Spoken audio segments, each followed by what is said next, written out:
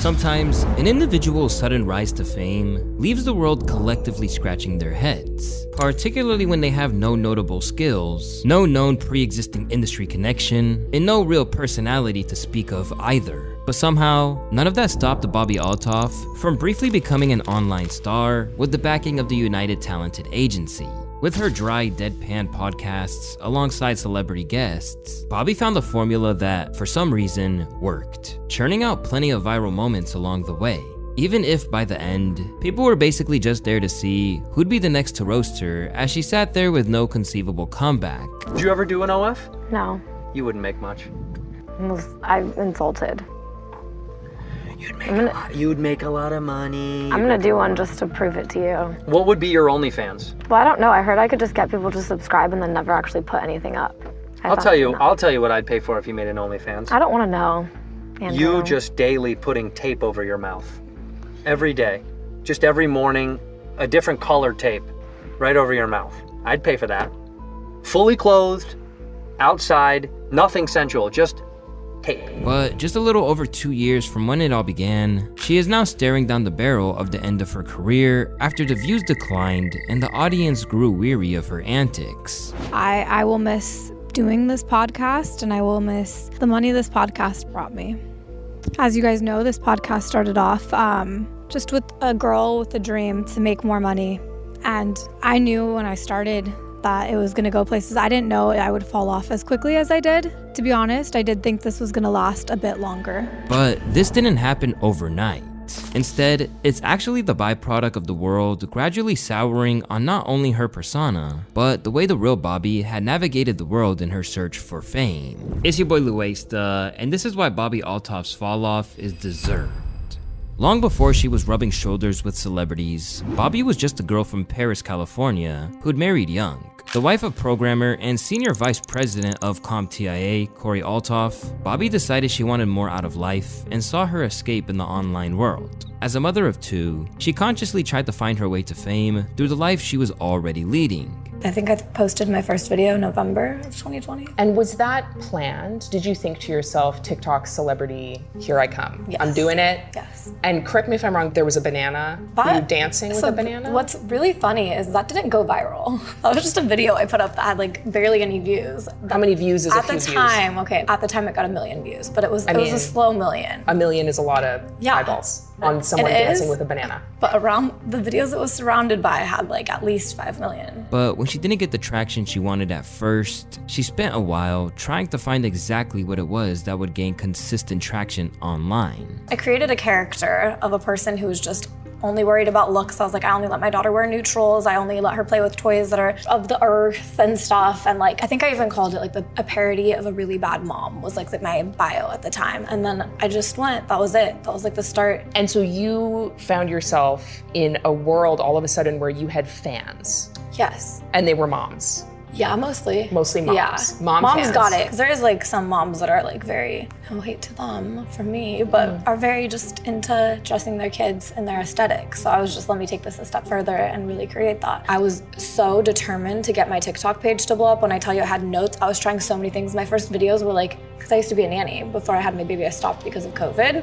My first videos were literally like, how to become a nanny on care.com. Like I was trying every avenue until finally that took off, but I was like, something would take off. After spending time enlisting her family life as the focus of her content, a bag started coming in. Big break, I don't know, last July. I was making around like 250 to 300 a year. 1,000? Yeah. From brand deals on TikTok wow. And from the creator fund and just combined. That was just off of, I had 3 million followers before. I mean, yeah, I was doing pretty well for myself. I thought I had like really made it. I didn't know there was like a level above that ever. I was like, I did this, guys. However, once she got a taste of being a self-made woman, she made no secret of where her ambitions lay, and that was in the biggest platform available. And more importantly, the most money she could possibly get her hands on. The way that my podcast started was that I was like, 250 is great and all, but it's hard to come up with content with just me every day. $250,000 a year as an annual income is great and all. Yes. It is great. It is great. But I was like, this doesn't have longevity, you know? Like it's not what every day I'm having to come up and like go viral. And it's like, no matter how long you've been doing it, going viral and being viral is not easy. So it's like every day I was still posting 10 videos a day, even when I had my 3 million followers. And some of those videos would completely flop and get like 50,000 views. And I was just constantly having to think. And I was like, the only thing that is so successful every time is collabs. And then I saw this video of a girl talking about how much she made from her podcast. And I think I mentally decided that she made like at least 300 a year on her podcast alone. And I was like, that's what I need to do next. Like, I need a podcast. So I started it. It was first called So You're Rich. While her initial attempt to make her own version of Guy Raz's How I Built This never really saw the light of day, Bobbi's so-called really good podcast began life when she started offering her followers a $300 reward if they could get a celebrity onto her platform. Beginning with comedian Rick Glassman, she established her vague, disinterested approach that basically contradicted everything that an interviewer was supposed to do. However, it was clear that this was a ruse because even that very first interview hinted at a disconnect between the character she portrayed and the woman behind the scenes. I saw the comments, you read the comments, you were responding to the comments because you don't have anything better to do with your time but respond to comments under my video. You know, I was hoping to get to know you a little bit on here, the way we've gotten to know each other off camera. And I see what you're doing. I see what you're doing. Yeah. Yeah. So you want to seem cool. You're like, oh, I want my people to think, what do you call them? goblins? Did you come up with that? Mm-hmm. And they just went along with it. Mm-hmm. Okay. Do you have a fan army name? No. Okay. You would know that because you stalk me in your free time. Mm-hmm. You don't have to ask a question you know the answer to. Okay. Do you have anything else you want to talk about? I had questions to ask about. Did you write them down? No, I remember my stuff. Okay, congratulations. You've been doing this for a lot longer. You're much older than me. I'm 23. You're not 23. Okay. I think we went over this when we did my podcast. You're when you had all my information wrong, when you thought you knew where I was from and who I was dating and how much money I had and what car I drove and my age, and it was all off. Okay, it's not my fault that no one actually cares enough to get that information right about you. Jesus Christ, you're such a Claiming that it's not a real journalistic pursuit and that there's no prep and that's the fun of it, Bobbi started gaining attention when she found herself in a room with none other than Funny Marco. And before long, this would lead to a movement that became her biggest break when she found herself in bed with the biggest pop star in the world. He had over 4 million followers at the time, and I only had 500,000. I was like, he's not going to see this. But he had replied like a second later. So I sent the girl $300 and he came on the podcast. Our video together got so many views and Drake liked it. Then he followed me, she recalled. In line with her attention to get rich and quick, Bobbi felt she had nothing to lose and asked Champagne Poppy for an interview. I decided to go for it and shoot my shot. I DM'd Drake and asked if he wanted to be on my podcast, and he said yes. He sent me his touring schedule, and I knew that I needed to make it happen fast. So my friend and I flew to Memphis 2 days after the original DM was sent to record the episode. This interview would become the launchpad where Bobbi Althoff went from a name that was only vaguely known on TikTok to suddenly becoming a household name as people marveled at the awkward chemistry that defined their interview in bed. Am I your type? I'd do it. Thank you. I'd do it. You Not an it. I know. I just felt like, You do it? I asked, am I your type? And you said I do it. It's not funny. And in an instant, everything changed. So then my video with Marco went very viral. Yeah. Like, very viral. I didn't That's when I expect it. first started. That's Okay. when I became aware of you. Yeah, then Drake liked one of the videos I had uploaded and he followed me. And I was like, okay, I'm gonna shoot my shot to Drake. I don't know how this, I thought the chance of him replying was like a 1% and then the chance of him saying yes was like 0.000. I was like, there's no way. I said, when are you gonna come on my podcast? And he just was He said, game right yeah, away. he was ready to do it. I flew out there I think 3 days later. Wow. And then you're off to the races. Now you can kind of get anybody you want. Yeah. Yet, as soon as this newfound status was granted to her, there were already people who didn't appreciate Bobbi's sudden prominence all over their feeds. In fact, they found it a little suspicious. I don't know who she is, but the algorithm wants me to know her. Plus, it didn't help that she was accused of ripping off the content style of Amelia de Moldenberg, the British star known for Chicken Shop Date. But some people felt there was a big difference between them in terms of intention and execution. Amelia isn't rude. She's flirty, awkward, goofy, and doesn't take herself too seriously. Bobbi is condescending, judgmental, standoffish, curt, and inconsistent. But this wasn't the only reason there was a knee-jerk response of disgust towards her. That all started back with the circumstance surrounding the Drake interview, particularly when people learned she sacrificed being there for her daughter's birthday purely for that opportunity. I'm just saying, like, you know, I flew all the way here you did. I really do appreciate on my that. daughter's first birthday. I wasn't going to bring that up. Hmm. You missed your daughter's first birthday for To be here. Dark. Regret that you'll never be able to undo. Yeah. Horrible parenting. Where's your son? Somewhere safe, and it's not his birthday. When's his birthday? What does it matter? It ain't today. When Drake calls you a horrible parent, you know you fucked up. Overall, that episode racked up 1 billion views and 300 million likes. And for someone who was unrepentantly money hungry as Bobbi, this must have been like a dream come true. Even if it did mean that people suddenly felt that there was something underhanded going on to make her such a star in quick succession. But this is something Bobbi has always denied. A lot of people assumed I was a Nepo baby, which is fine because it makes sense. It's like, how do you get this big break without having people in your family or something that's helping you? I just wanted to be like, no, I'm not, because this was actually hard work. And it didn't come overnight for me. I actually have been working on this for 3 years now, and I've been working since I was 16 years old. I'm very grateful and very lucky, but I also do work hard at what I do, and it didn't come easy by any means. And in the face of skepticism from Keke Palmer, she continued to maintain that there was nothing untoward going on.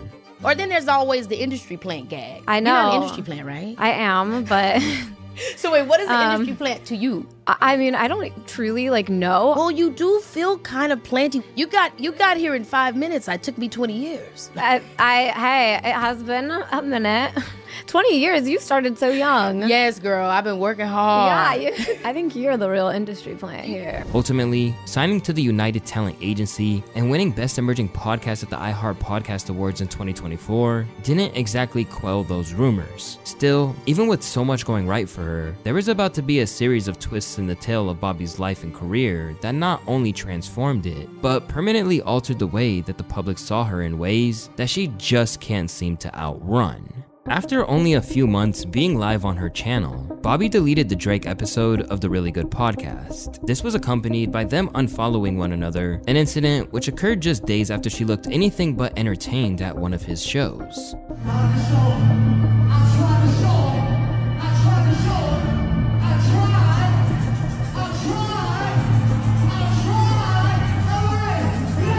And at the time, it seemed likely that the notoriously sensitive Drizzy took this as an insult, as alongside the unfollowing, he then threw shots at Bobbi on 2023's Another Late Night when he rhymed, "Boost the bitch up, and now she thinks she's really poppin'." Despite this drama, Bobbi somehow claimed that they were on good terms and was grateful for the contribution he made to her career. What was the thing? What was the thing that went viral with you and Drake where they're like, the unfollow? What happened with that? Why did he unfollow you? I guess we'll never know.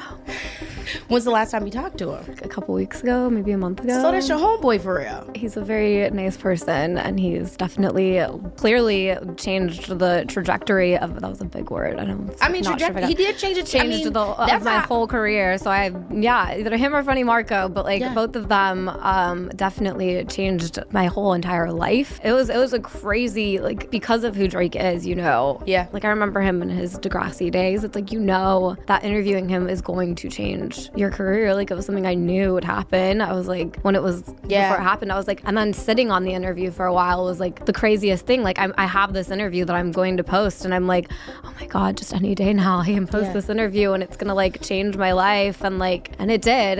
Yet none of that did anything to stop the rumor mill from firing on all cylinders, with rumors that she and Drake had an affair behind her husband's back picking up enough steam for Dave Portnoy of Barstool Sports to decide to broach it with her in the DMs. "My girlfriend says you hooked up with Drake and got divorced. I am saying that is not true. I am commenting publicly, but off the record. You're right, that is not true." But still, she kept pushing, with people like Lil Yachty garnering massive views, even as her style remained static. What are you doing? I would love to see you at a Pizza Hut takeout one day in 5 years as you're getting in your fucking Bentley with your Chanel shades on. I'm what the fuck, Bobbi? That's you? You're it's me, nigga.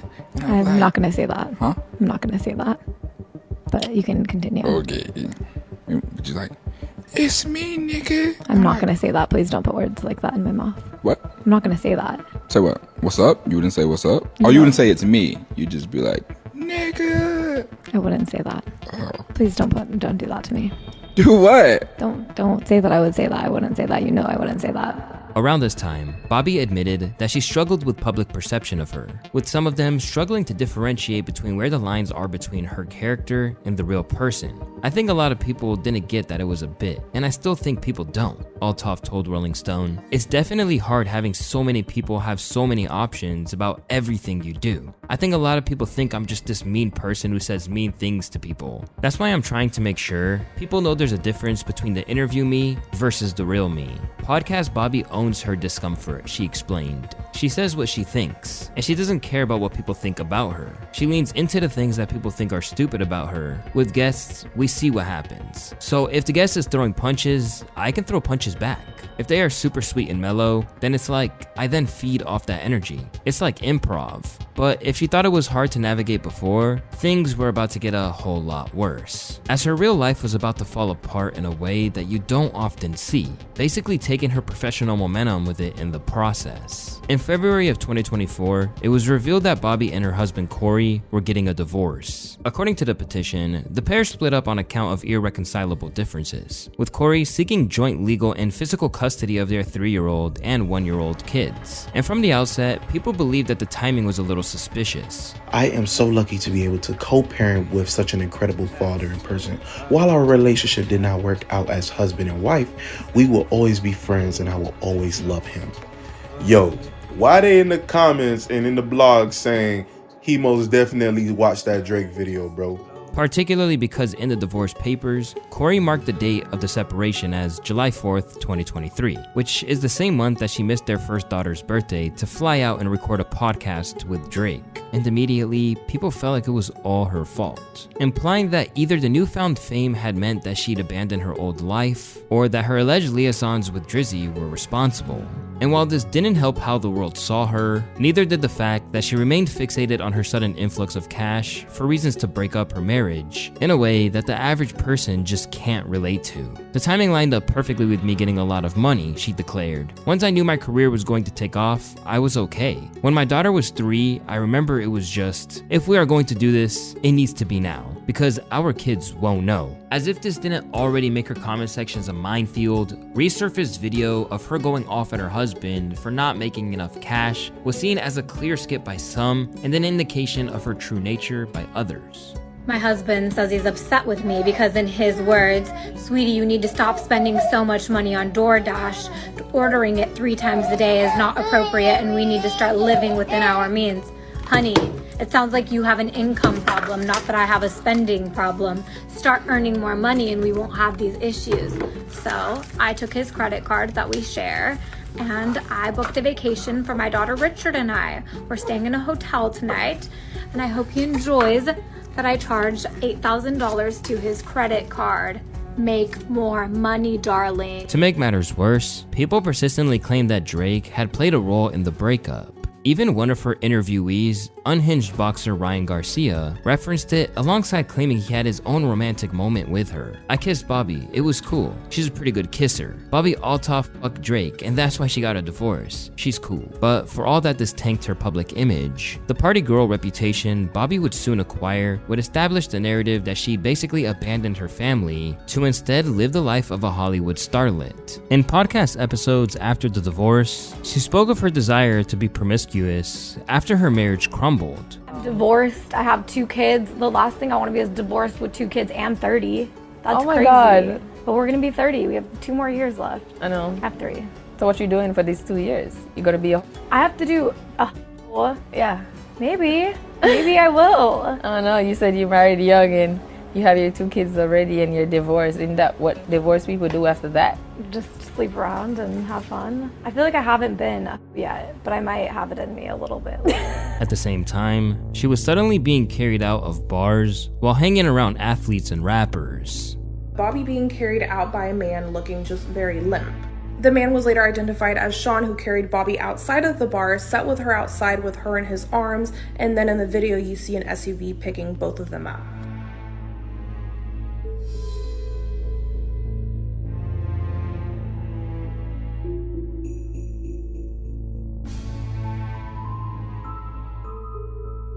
Ever since, her comments have been flooded with people rinsing her for constantly going out on town rather than looking after her kids. Eventually, it got so bad that she captioned her since-deleted photo dump of her trip to Miami with, "Before any of you motherfuckers start, my baby is literally on my boob as I type this.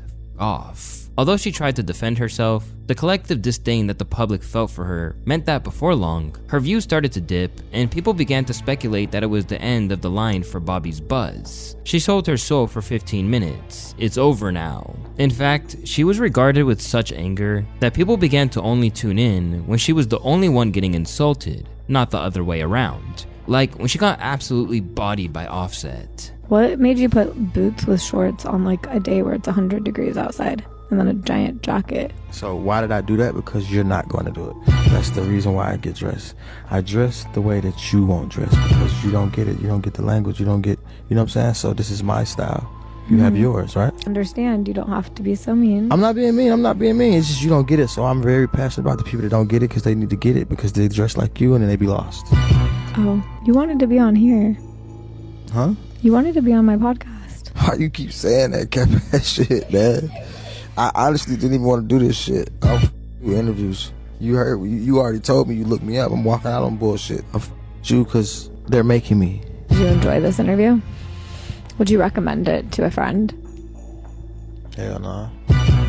This became an increasingly common sight as interviewees began to understand what to expect from Bobbi and how to deal with her. After all, she's a woman who prides herself on not being good at her job. This is a lot of work. Let me just go in there and know nothing. It's a lot of work. It's so much work. Like, Yes. you have notes. I just I have a get whole to show notebook up. here. Yeah, no, I have, I think, like multiple pages. That's rough. I don't. Questions here. Is the notebook just for prepared. show? Because you kind of have it open No, and then you the- have paper on top of it. This is just my method. It's okay. This is my method. I'm a journalist, so I have my method. I love it. You have yours. I love it for you. Mine is nothing. Sometimes I'll be like, can you guys give me a few pointers right before I walk in? And then that's what I have. That's what you do. It's just me. But eventually, it started affecting her business, as both her divisive public and lack of commitment to any comedic craft didn't help her tour with Funny Marco either. Things got so bad that Marco made the decision to abruptly pull various shows, believing that the crowds weren't getting a show worthy of the money they were paying for. I did stand up before, and I'm still doing it, so I understand I'm learning how to entertain a crowd, and it's not the same thing that you get on Instagram. This is real life where people are going to look and they want the energy and they want the feeling, and I feel like Bobbi was stiff a little bit. You know what I'm saying? And I'm like, hey man, let's really work on this. Like, and I paid script writers, like, let's really get him a show. And where she told me, that's not me. Bobbi was like, my comedy is me not talking a lot. And I'm like, this is different. Like, you can do that on the podcast, but in real life, this is different. So her comedy was different from what she said, from what she wanted to bring to the show. But I just don't agree with it. I can, you feel me? The same way she probably don't agree with what I do. So you're not wrong for how you feel. It was just like, it was hurting me.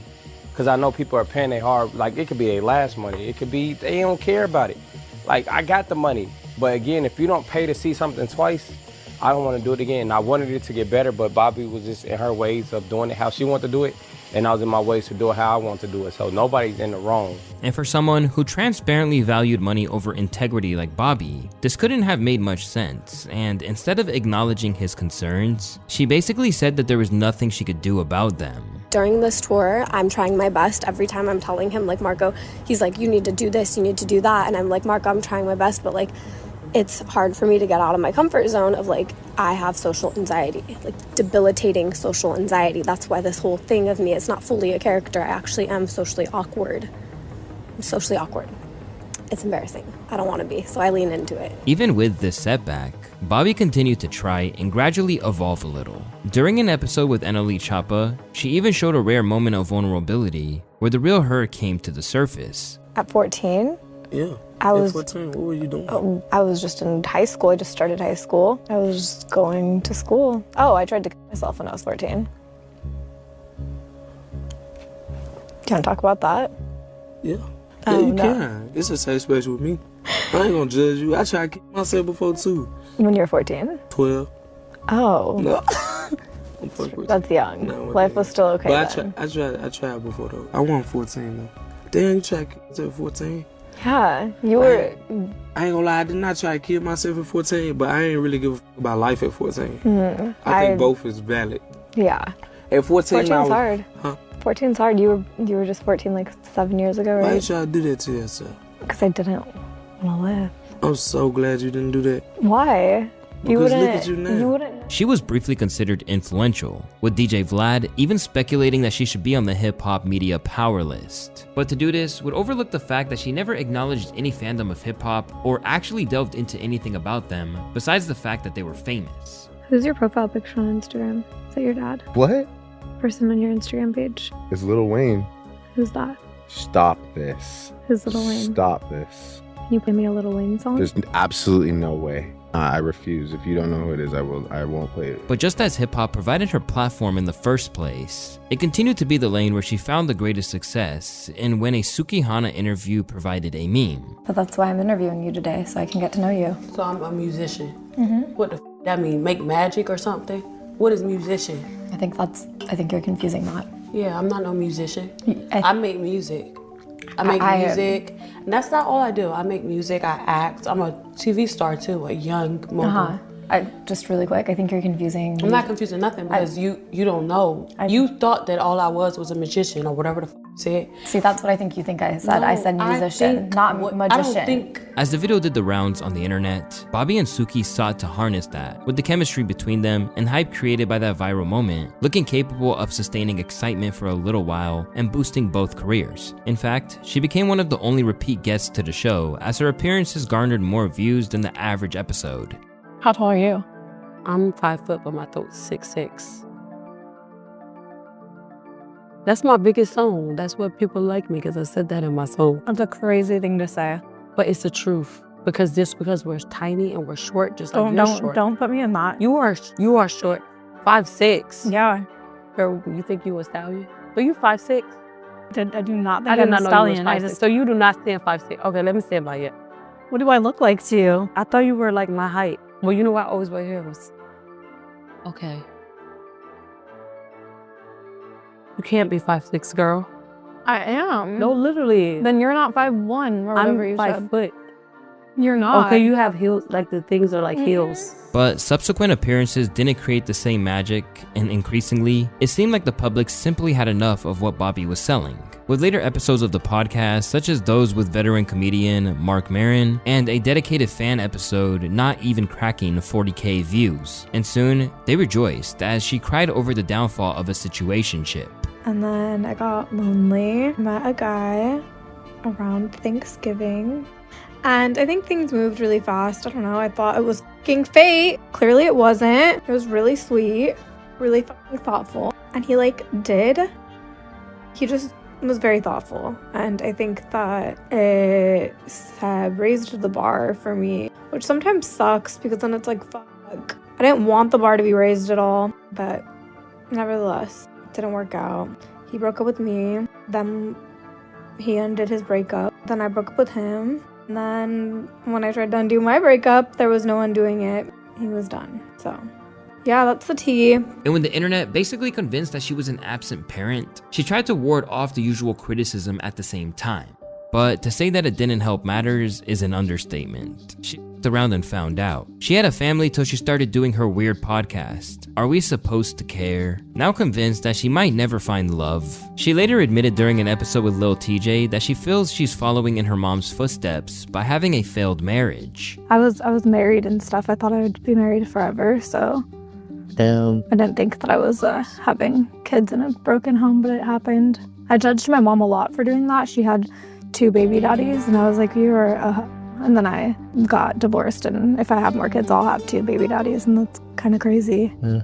Nah, it's life, don't think about it like that. I said it's life, don't think about it like that. You tried. I tried. I failed, but I tried. That's what matters. And clearly, she is having issues with the way that the public sees her, getting heated and basically breaking character when Drewski suggested that she was sleeping around. And then Or maybe the girl lied about the Plan B pill that she took and she never took it. Yeah.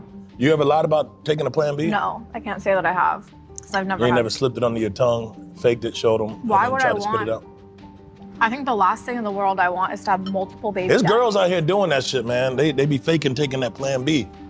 Next thing you know, they having a kid. There's a lot of girls fake taking Plan Bs. You think I that want to me? make sure. No, I want to make sure you're not one Listen of to those. me right now. I have one baby daddy. Do you think I want multiple? So you pop them Plan Bs like perks. No, you dummy. You be popping them Plan Bs like a Tic Tac. Yeah. I've never taken a Plan B in my life. You ain't never took no Plan B? No. They help. I've only had 2 kids that I wanted to have. Oh, okay. And then you were just celibate after that. No, you can do other things. You can get an IUD. Ain't the IUD the shit that you like the next day after you drink? A DUI. Still, she denied the assertion that she was fixated on money when appearing on Neon's stream. I feel like you're very high maintenance. Like, Oh, okay. like whoever's Yeah. dating, you got to make at least $500K a month.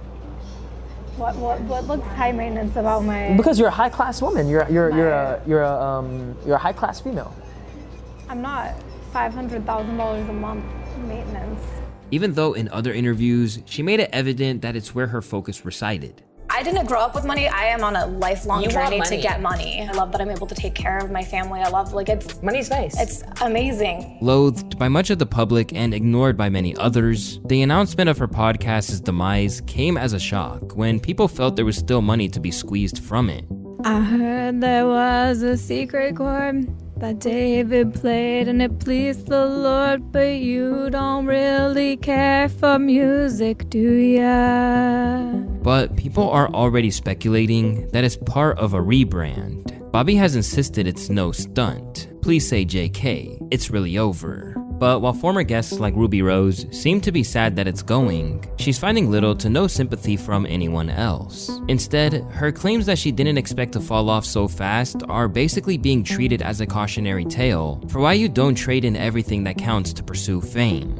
This is what happens when you leave your family to chase clout. Ultimately, it's hard to believe she has nothing else up her sleeve when Bobbi uprooted her whole existence purely to try and make it in the entertainment world. But with so much of the public openly despising her, it's no surprise that the best thing she could do right now is step away.